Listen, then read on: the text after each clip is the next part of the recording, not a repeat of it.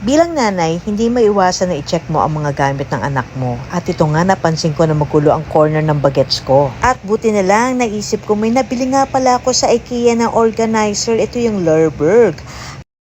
At tamang-tama, nandito ang aking pamangkin na pogi na gustong-gustong mag-assist kasi may baon.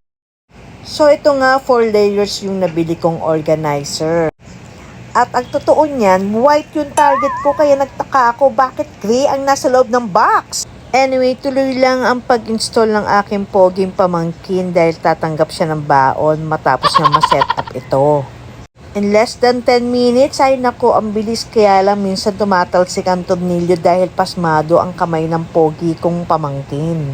At eto nga, F na F ang pag-install. Tingnan mo naman, syempre may baon siya after this. So, ito na nga, charan! Ang ganda ng Lerberg organizer ng IKEA. So, ito nga yung before corner ng aking bagets. At ito na ang ating finished product ng aking bagets corner. Kasama ang kanyang mga koleksyon na ilipat nating maayos. Ngayon naman, tingnan natin ang reaksyon ng aking bagets kung magiging happy siya.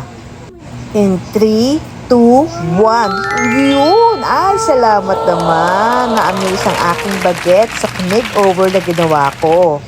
Hi, thank you IKEA. Buti na lang nabili kita.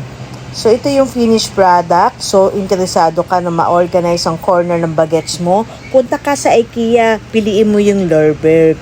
Ganda, diba? O, like and share, ha? I-follow nyo ako, ha? Para pa sa maraming makeover dito lang sa Rated V.